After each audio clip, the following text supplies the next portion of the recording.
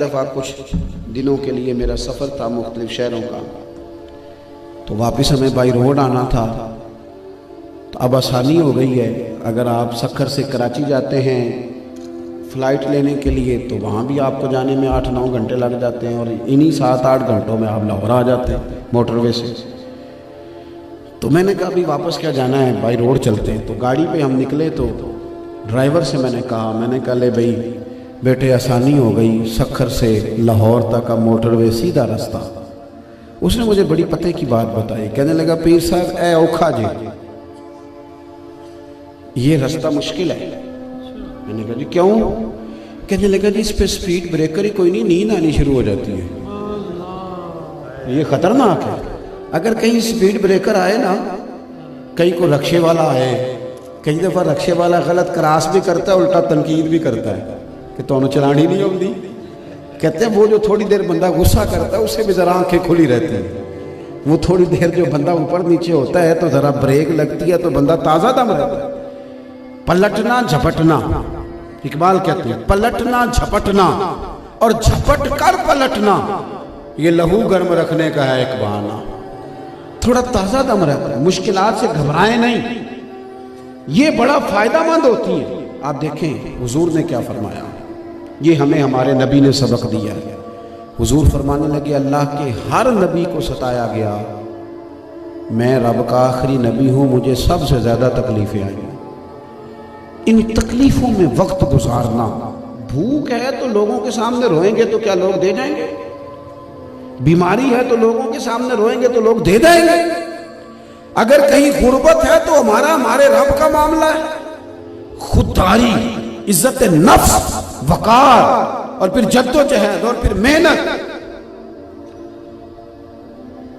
اقبال کہتے ہیں میں لندن میں وکالت کرتا تھا، ایک خاتون تھی لیڈی بارنس اس کا نام تھا، تو اپنے مقدمات میرے پاس لے کے آتی تھی۔ ایک دفعہ اس عورت کی داستان یہ تھی کہ وہ ایک ہوٹل کی مالکہ تھی، ہوٹل چلاتی تھی۔ اس کا شوہر برطانیہ کی آرمی میں آفیسر تھا۔ کہتے ہیں ایک دن وہ آئی تو اس نے برقع پہنا ہوا تھا، نقاب اوڑھا ہوا تھا۔ میرے لیے بڑی خوشگوار حیرت کا وقت تھا۔ میں نے کہا بی بی خیر ہے؟ کہنے لگی مجھے پتا تھا آپ ضرور پوچھیں گے۔ الحمدللہ میں مسلمان ہو گئی ہوں اور میرا شوہر بھی مسلمان ہو گیا۔ کہتے میں نے کہا خیر ہے کس طرح؟ تو کہنے لگی مفتی صاحب کے ہاتھ پہ نہیں، علماء نے بھی بڑے لوگوں کو مسلمان کیا، صوفیاء نے بھی بڑے کو کیا، لیکن کہنے لگی آج نا میرے ہوٹل میں جو برتن مانجنے والا بابا تھا نا اسی کے ہاتھ پر مسلمان ہو گئی، برتن دھوتا تھا۔ میں نے کہا کس طرح؟ کہنے لگی میں اور میرا شوہر اولاد بھی نہیں تھی، مال بڑا تھا، پر چھوٹی چھوٹی باتوں میں ڈپریشن کا شکار ہوتے تھے، ٹینشن بڑھی رہتی تھی۔ بابا جی میرے ہوٹل میں برتن مانجتے تھے، بڑے پرانے ہندوستان سے، اس وقت انڈیا پاکستان اکٹھا تھا، ہجرت کر کے یہاں آ گئے۔ ان کا بیٹا کینسر کا مریض تھا، ایک پوتا تھا، ایک بہو تھی۔ کیونکہ بیٹا مریض تھا تو وہ بابا جی سارا دن کام کرتے اور مزدوری کر کے گھر چلاتے۔ ایک دن انہوں نے مجھے آ کے کہا چھٹی چاہیے۔ میں نے کہا خیر ہے؟ کہنے لگے میرے بیٹے کا انتقال ہو گیا۔ کسی دانشور نے کہا تھا کہ باپ کا جنازہ اٹھانا آسان ہوتا ہے وہ بھی بڑا مشکل، لیکن بنسبت بیٹے کے جنازے کی تو دعا کرو کسی کو بیٹے کا جنازہ نہ اٹھانا پڑے، یہ بڑا مشکل کام ہے۔ اللہ سب کو اولاد کی تکلیف سے بچائے۔ تو بیٹا فوت ہو گیا، خاتون کہتی قلم رک گئی، میں نے گاڑی میں گھر بھیجا، میں نے کہا اللہ تیرا بنا کر، وہ چلے گئے۔ 2-3 دن کے بعد میں اور میرا شوہر تعزیت کے لیے گئے، تو ہم نے کہا یار ایک ہی بیٹا تھا، چلا گیا، دنیا یہ ڈھیر ہو گئی، کیسے تعزیت کریں گے؟ لیکن جب جا کے ہم نے اس سے کہا نا کہ بابا ہم تجھ سے کیا تعزیت کریں، تو کہتے ہیں اس نے آنکھیں کھولی تو چہرہ روشن ہے، سر جھکا کے بیٹھے تھے، اوپر دیکھا، آنکھیں کھولی، روشن چہرہ، تابناک اور بڑا باہمت، حوصلے والا لب و لہجہ۔ کہنے لگے بی بی میرے خاندان میں کئی لوگ بے اولاد بھی چلے گئے، خدا نے فضل سے بیٹا دیا تھا، حکمت کے تقاضے غالب ہوئے تو لے گیا، میں اپنے رب پہ بڑا راضی ہوں، میں راضی ہوں۔ تو میں حیران ہو گئی۔ واپسی میں اور میرا شوہر باتیں کرتے آئے کہ اتنا صبر، इतना हौसला। फरमाते हैं कि बस जी अब तो बात ख़त्म होने लगी, अल्लाह आपको जज़ाए खैर दे। तो पहले खुलनी थी तो खुल जाती, अब तो बंद होने का टाइम आ गया है। अल्लाह आपको खुश रखे। आप बात सुने, बस मैं बात मुकम्मल कर रहा हूँ। फरमाने लगे कि खोल दे दी, अगर खोल सकती है तो एहतजाज शुरू हो गया है।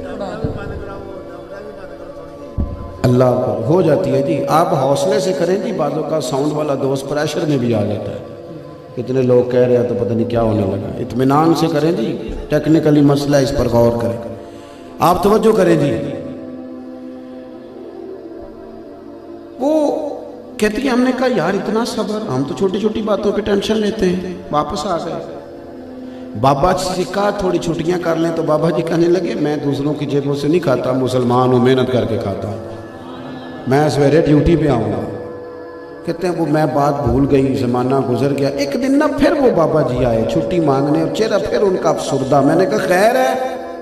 कहने लगे मेरे रब का एक और फैसला आया, मेरी बहू भी फौत हो गई। कहते हैं फिर मुलाकात हुई, फिर बड़ा सब्र देखा। पोता बच गया 3-4 साल का, बाबा जी उसे साथ ले आए। मैं कई दफ़ा झांक के देखती, दादा पोता खेल रहे होते। फिर एक दिन किसी ने खबर सुनाई कि उस बूढ़े का पोता भी छत से गिर गया है। मैंने एम्बुलेंस मंगाई। हॉस्पिटल का दरवाज़ा बाद में आया और वक्त अजल पहले आया। दादे की गोद में पोते की रूह परवास की। फिर उसने उसे अपने हाथों से दफन किया। हम कुछ अरसे के बाद फिर उसके पास बैठे तो कहा अब तेरा क्या हाल है? दुख कबूल मोहम्मद बख्शा, सानू दुख कबूल मोहम्मद बख्शा, बस राजी रहन प्यारे। अब तेरी क्या कैफियत है? तो कहने लगा बात वही है कि जो मेरे रब की रज़ा है मैं भी उस पर राजी हूँ। फिर कहने लगा बीबी हम मुसलमान हैं, हमारे अकीदे बड़े साफ सुथरे हैं, मैं पका हुआ फल हूँ, कुछ अरसे के बाद मैं भी गिर जाऊंगा, अल्लाह जन्नत में फिर सबको इकट्ठा फरमा देगा, करम हो जाएगा, और हमारी तो कब्र भी जन्नत का बाग होती है। वो खातून कहती है मैंने उसे कहा इतना सब्र, इतना हौसला कैसे मिलता है? कहने लगा आ तू भी मेरे नबी का कलमा पढ़ जा, आ जाना। ये हौसले हुजूर देते हैं कैसे?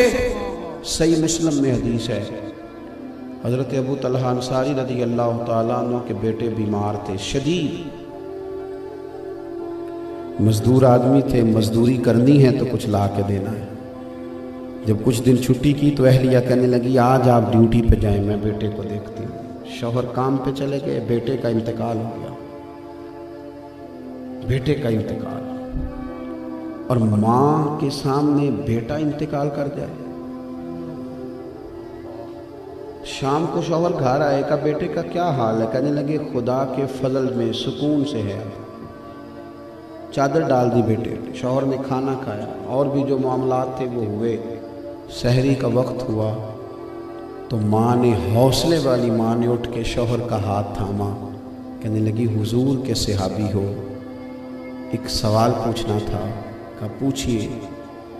कहने लगी अगर आपके पास कोई अमानत रखवाए और फिर वापस मांगे तो क्या करोगे? सहाबी फरमाने लगे सादी सी बात है, मैं सही सही करके अमानतदार के हवाले कर दूंगा, उसे वापस दे दूंगा। अब वो खातून रोई आंसुओं से, कहने लगी फिर बेटा भी अल्लाह की अमानत था, उसने अपनी अमानत वापस मांगी, अपनी अमानत वापस मांगी। तो फिर हमें क्या करना चाहिए? उठे शौहर, आंसू तो गिरे पर हौसले से कफन दफन जनाजा। सुबह तदफीन के बाद जब हुजूर की बारगाह में आए तो अल्लाह के प्यारे महबूब फरमाने लगे रात तेरा और तेरी बीवी का अमल खुदा को भी बड़ा पसंद आया है और मोहम्मद मुस्तफ़ा को भी बड़ा पसंद आया, अल्लाह तुम्हें बरकत देगा। सहाबा फरमाते हैं फिर अल्लाह ने उन्हें 9 बेटे अता किए, 9 के 9 कुरान मजीद के कारी थे, आलिम थे, हाफिज थे। अपनी ज़िंदगी में कुछ नज़रिया बनाएं और फिर अपनी सलाहियतों से कोई काम लें, फिर मुस्बत रहें, फिर उस पर इस्तकामत इख्तियार करें। फिर अगर सामने से कोई मसला आ भी जाए थोड़ा डटना सीखें, थोड़ा खड़ा होना सीखें।